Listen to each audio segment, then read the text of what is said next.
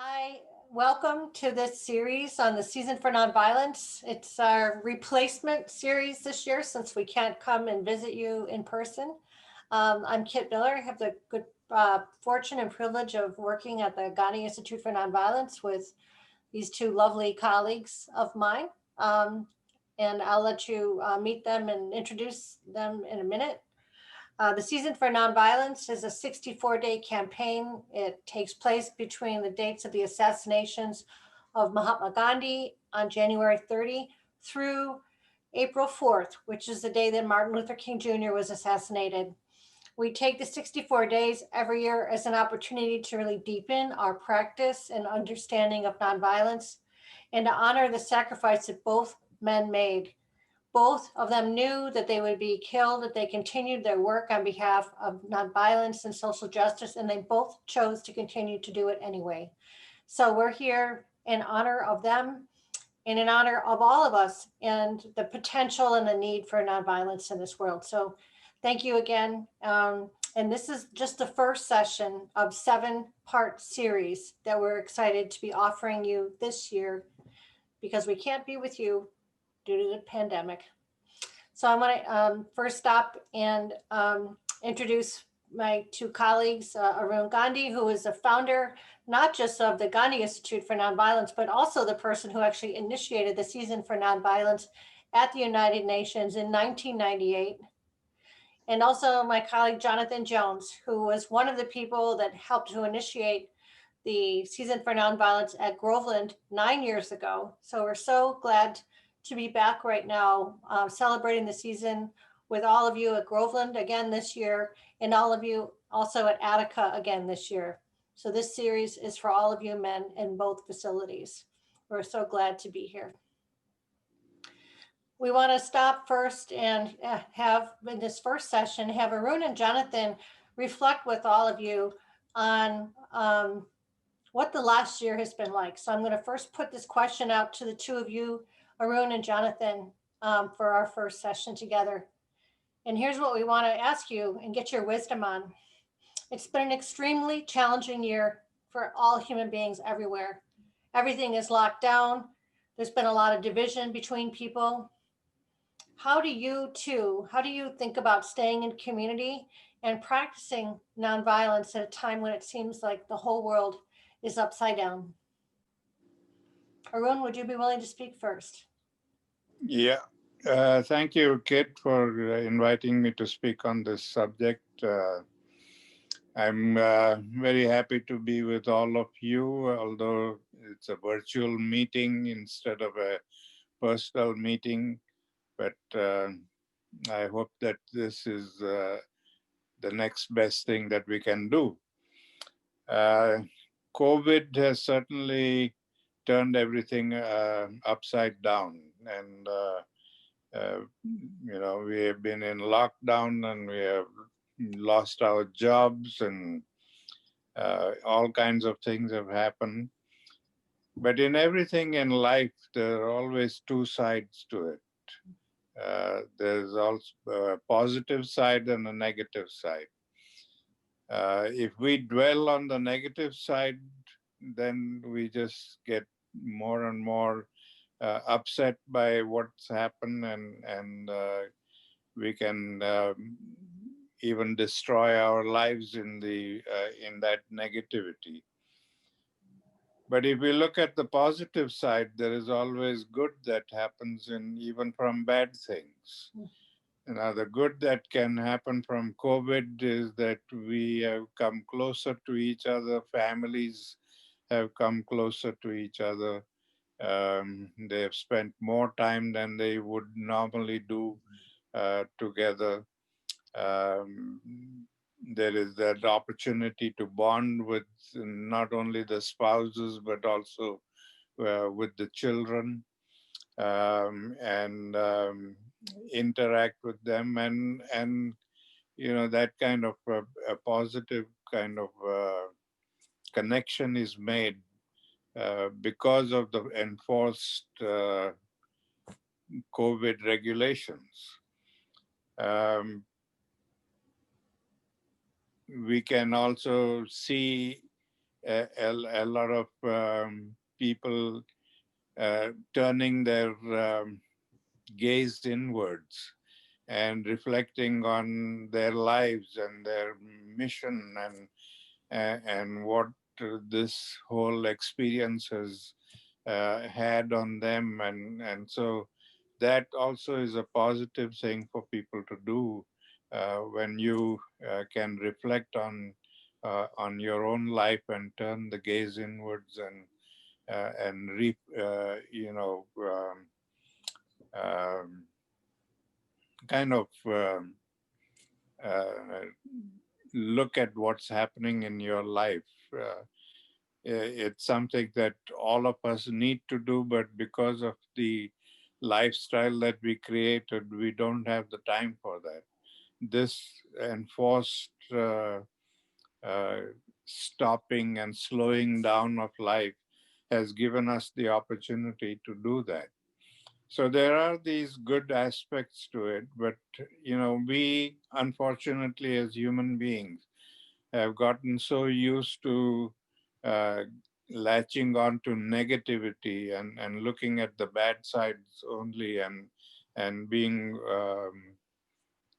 totally overwhelmed by those aspects of life, and that just takes us deeper and deeper down into the pit, and our lives get messed up there.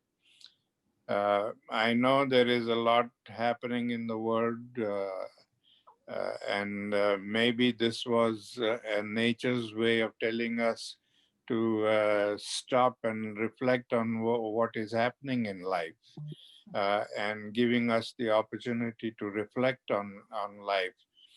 And we ought to do the best that we can from this adversity so that we can learn from it and grow from it. But if we use it negatively, we will just destroy ourselves and destroy each other. Uh, we have seen evil things happening in the world today. Some of it is due to the COVID thing, but a lot of it is due to the culture of violence that we have created over the years. And that culture of violence is now coming home to roost. It has brought all of these bad things out into the open, and there is a lot of violence and a lot of hate and a lot of prejudice and between people, and that is destroying our morals and ethics and even our lives completely. So, as I said earlier, this is the time for us to reflect and look at all these things that are happening and see what we can do to change that and improve that. This is what nature has offered us as an opportunity to take stock of our lives. So, we need to create a more positive attitude, and even from adversity, see what positive things we can get out of it and change our lives and make the best of it. Hmm. All right. Thank you, Kit, for moderating this first dialogue between me and the room. I mean, when I think about that question, last year, February 13th, 2020, I lost my job. I was working in a restaurant. And so then when they put everybody on lockdown, it was like the restaurant closed. And then while the pandemic was going on, I realized that the restaurant wasn't going to open back up after things loosened up. So I was like not working. So I was sitting at home. The first couple of weeks was rough. I think I went through like some depression because I mean, I'm home and I didn't expect to be like confined to my house, being free, being out in the streets. I was like, wow, man, I gotta go somewhere. I gotta get out. And so I'm home. I'm in my house all day. Couldn't go nowhere. It was like, don't go outside. And then didn't nobody know about what was going on with the pandemic, what was going on with COVID-19. So I was afraid to go out because I didn't want to catch that. I know how it is to feel sick. And they were saying this is worse than feeling sick. So I just stayed home. But then after, I knew I had to do something. I didn't want to just sit in the house all day and just sit around sleeping all day. So I began to read. I began to do exercises at home. I began to study. And then for play, I would play Xbox. Yeah, I was playing Xbox for about 3 or 4 hours a day, just sitting around the house. But then when things loosened up, I began to get outside and visit my mother because I didn't want to just look out my window all day and not get the opportunity to talk to nobody, to see anybody. So I went to visit my mother, and just like Arun said, I mean, we just sitting down with her, just me and her in the house, just talking. I mean, we had like a lot of rich conversations. And I used to, she used to tell me about my childhood and things like that. And I just sit back and just listen to her and just talk to her. But then as things began to get looser and looser, the weather began to get warmer. I was fortunate through the Gandhi Institute to start being on this format right here, Zoom. So I was doing, helping out doing book clubs, like last spring, on Zoom. I was doing workshops on Zoom, webinars. So yeah, I was staying active and I was keeping busy. And that helped me at that time because, rather than being isolated, being by myself, being away from people, Zoom gave me the opportunity to talk to other people and to learn at the same time. And then I was fortunate also last July to take an introduction course in the Kenyan nonviolence. So I was very grateful for that. That was for 3 days. And that got my appetite open to learn more about Kenyan nonviolence. So then last September 14th, I took a 4-month program on Kenyan nonviolence to be certified as a trainer. So I completed that December 14th. So I mean, this whole time, although the pandemic was raging on, things that was going on in the world, going on here in Rochester, I just stayed grounded to nonviolence, stayed grounded to what was important to me.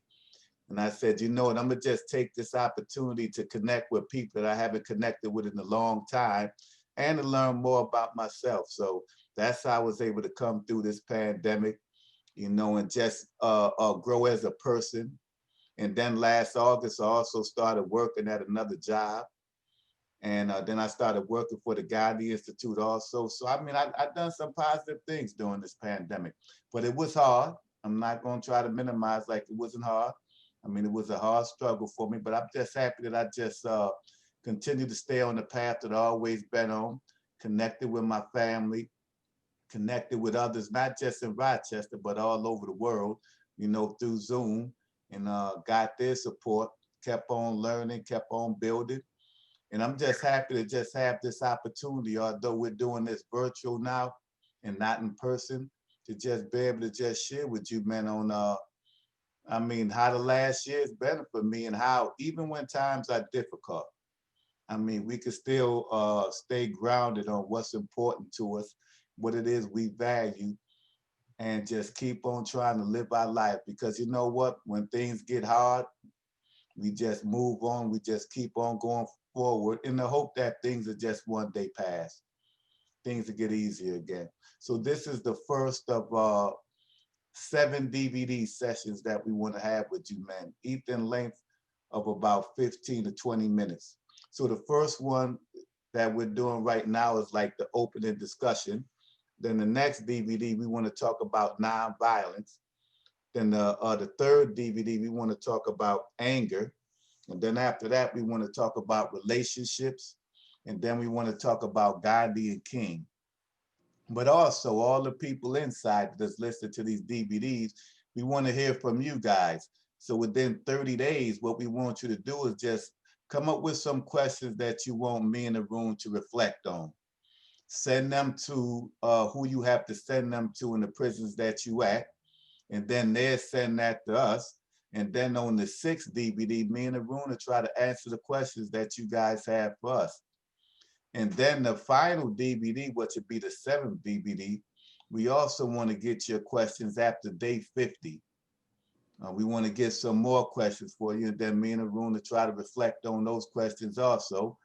And we'll answer them and send those questions back into you guys. But what we want to do, we want to make this interactive. We don't want to just talk about things that may not have a concern or impact you guys. We want to hear from you guys inside, see what concerns you have about nonviolence or anything pertaining to the season of nonviolence. And we'll try to answer those questions for you. So I thank you for all the men that's been participating in Season for Nonviolence over the years, and all the newcomers that are hearing it for the first time. I mean, I thank you for participating in this. And I'm just trying to share by my examples, man, that I was inside with you, man, one day. And one thing that done kept me out in the streets for 5 years so far, 5 years plus, is living nonviolence as a way of life. Not just something that you think about, something you practice every day. In all my walks of life, I practice nonviolence. And so I could just tell you, man, that if you follow nonviolence when you get out here in the streets, it's a strong possibility that you remain out here in the streets.